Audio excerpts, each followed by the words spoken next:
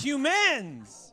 Your history is a beautiful mystery, yet also a tale as old as time, a story with twists, turns, and more reveals than an M. Night Shyamalan-directed post-credit scene from a Game of Thrones Marvel movie. Deep within the catacombs of your history lies truths and lies and ancient bones, spells and curses from the deep recesses of the human experience, and like a fuck ton of spiders. So many spiders. Fucking spiders just building altars to honor previous spiders who were their king spider. And then they all got Wi-Fi and now they're everywhere probably, so just your toes will never be safe. Human history is a wild ride, a dark journey, a trust spelunk into the abyss. Because you just keep paving over it every couple of centuries. And then you got to break ground again because the winter was particularly brutal and the pavement is starting to shimmy, so you got to do it all over again. Then, oh fuck, you found an ancient burial cave and a fuck ton more spiders. It's a wonder you all ever even knew how you got here in the first place. JK, you don't, chump. It's just another fucking mystery buried under a Costco somewhere. But through it all, the deeper you dig, the more truths ye shall find. It isn't that just the mission, humanity. Meanwhile, the rest of us in the animal kingdom are too busy getting eats and avoiding being eaten to give a fuck about how we got here, except for maybe the octopuses. But who the hell knows what they're up to? Bunch of uptight, wiggly-armed snobs, if you ask me.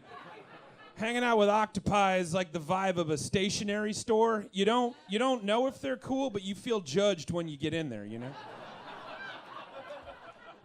But you humans got the stories, man, the good ones with intrigue and riddles and secrets buried beneath the sand at the beginning of your history so far as you know. But it might just be like a Stargate situation where y'all just showed up because aliens were sick of you yip-yapping all the time in the back of their interstellar station wagon. And they just dumped your asses Fox and the Hound style on a planet they didn't give a shit about and then went off to a cosmic Applebee's for some dippers. Who really knows? In the end, because history's a combo platter of mysteries we're digging into family style, and nowhere is the spinach and artichoke dip hotter and deeper than ancient Egypt. Ancient Egypt! You know the vibe, you know the look. You can hear that harmonic minor regional riff Jerry Goldsmithing over all the hot sepia tone vistas. The rule of the pharaohs along the Nile. Mostly it was the 18th dynasty, that's 1550 BC to 1292 BC that you're probably thinking about right now. That's when they were really topping the chart. The Beatlemania of ancient Egyptian dynasties, if you will. Mostly because the British were super geeked out by it. But anyway, ancient Egypt! The pyramids, the Sphinx, from Ahmose to Amhotep to Tutmos to the Paul McCartney of Egyptian pharaohs, Tutankhamun, he's the popular one.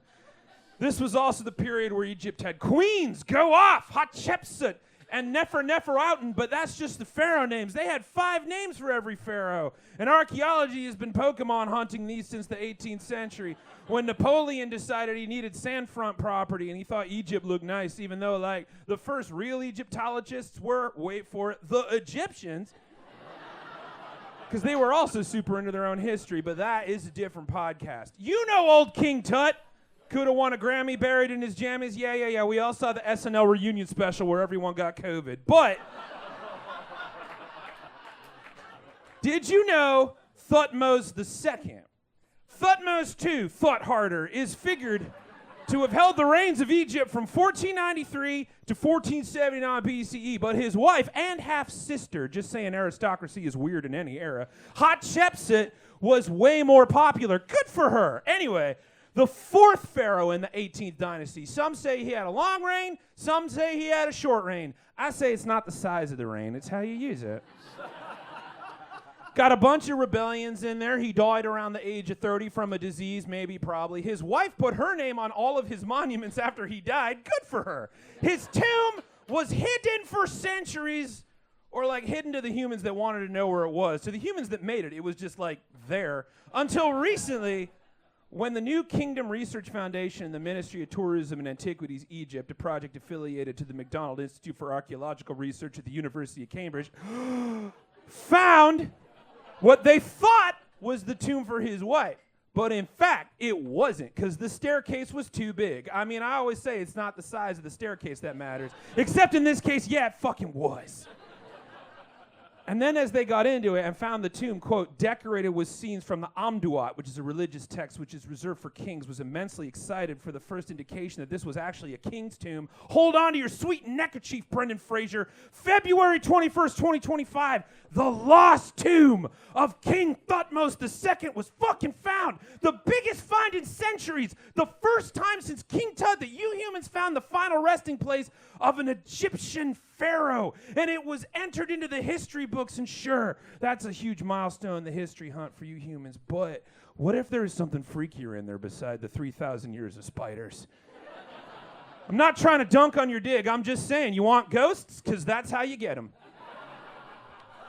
Of course, that's not actually how you get them. The old curse of the pharaohs, cock drivel fudge, came about because back in the old British mustachioed days like they do in the movies, Howard Carter, professional tomb raider, he didn't cut as fine a figure as Laura Croft, but he probably had a great ass taking all those stairs, was a legendary bone digger back in the day, credited with the discovery of King Tut's tomb in the Valley of Kings in Egypt in 1922. Discovery is in quotation marks because, like, there were humans that knew about it, just not dudes named George Edward Stanhope Molyneux Herbert, 5th Earl of Carnarvon, who was the guy that totally John Hammond Howard Carter's excavation with a hot wreck from Sir Gaston Camille Charles Maspero, with names as extensive and expensive as their facial hair. It's no wonder they were able to pay to dig in sacred areas. Some call it archaeology, some have a different word for it, looting, especially since Howard Carter's team actually left the body of King Tutankhamun's corpse in the sun to melt a little bit, to make the arms easier to pop off, which they did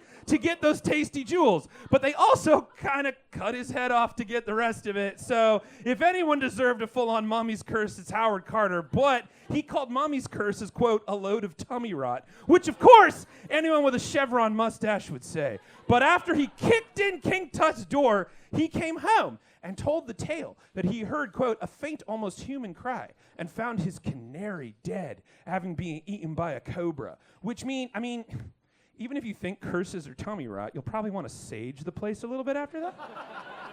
And then Lord Long-Name McMustache, who financed the whole thing, died from blood poisoning a year later, causing Marie Corelli to write an article in New York World magazine that there was totally a curse in King Tut's tomb, which made Sir Arthur Sherlock Holmes Conan Doyle suggest that he was cursed by ghosts that the ancient Egyptian priests left to guard the tomb. Much tea was spilt, pearls were clutched. Not that old Howie Carter didn't help. He totally rode that curse train all the way to Universal Studios before dying in 1939. James Randi wrote in his book, An Encyclopedia of Claims, Frauds, Hoaxes, and the Occult of the Supernatural, that Howard and his allegedly cursed band of pirates, quote, that group died at an average of 73 plus years, beating the actual tables for a person of that period and social class by about a year. The curse of the pharaoh is beneficial, it seems. Not to mention, there were no curses inscribed on the interior of Tut's tomb, so why, except for the obvious, you totally tossed an ancient boudoir and kind of sort of also quartered the body of an ancient king instead of just going to Jared's, did the curse stay in the culture for so long through Boris Karloff, Tom Tyler, Lon Chaney Jr., Eddie Parker, 3 Brendan Fraser mummy movies, and 5 Scorpion Kings, only to be rebooted in Tom Cruise in 2017? According to James Killjoy Randi, quote, when Tut's tomb was discovered and opened in 1922, it was a major archaeological event. In order to keep the press at bay and yet allow them a sensational aspect to which deal, the head of the excavation team, Howard Carter, put out a story that a curse had been placed upon anyone who violated the rest of the Boy Kings. So, hey, turns out the real curse is capitalism. But that's money. And if it means I can finally afford Apple TV, then fucking get caught up on Severance, I'll happily rub a monkey paw and see what that jinx give me. But humans, the reason I'm a little nervous about finding out you're all about to burgle another pharaoh's condo is that on February 20th, 2025, antique expert David Harbour just uncovered and confirmed Howard Carter's lost suitcase. Turns out Howard gifted some luggage that he used to transport some of the artifacts that he discovered, totally stole, from King Tut's tomb to his pal John Healy, who gifted it to his son before he died in 1970. And his son kept that under his bed at Bishop Auckland County, Durham in England, which means That suitcase that at one time had some undug mummy knickknacks has been hanging out under a bed for 55 years. And I don't know if you know how to make pickles, but like, if you keep a thing in a thing for a long enough time, it turns into something else. I'm just saying, the curse might not be a thing, but if there was any chance that like a cursed hair got in there and has been fermenting in there for 55 years, it might have enough zest now to be a big enough curse. And I'm just saying, humans, I'm just putting it out there, is now 2025 really the best time to open an ancient tomb in a haunted suitcase? You have plenty of history going on right now. Why go digging for more? Plus, who knows what the hell's really going on? Maybe it's a fucking vampire. I don't know. You barely even know what these guys' names were. Plus, if there is some magical shit going on, I know what's going to go down. I got pretty eyes like Rachel Weisz. I saw the movie. I'm going to remind the mummy of someone he knew in the old country. He's going to get obsessed, do some magic shit on me, turn me into a falcon god, and then I'm going to go all red-eyed and psycho and command the weather or some shit. Does that sound awesome to you? Oh, wait, yeah, it does. Fucking go for it. Pop that Elder's Pringles can open and let out some seasoned deities. I want to be a sandstorm. Sorry, that was a little rude. I'm just saying, humans, be careful when you dig, because history is a beautiful mystery, and it's deep, and it keeps going down. So just watch out for spiders. I love you. Good night.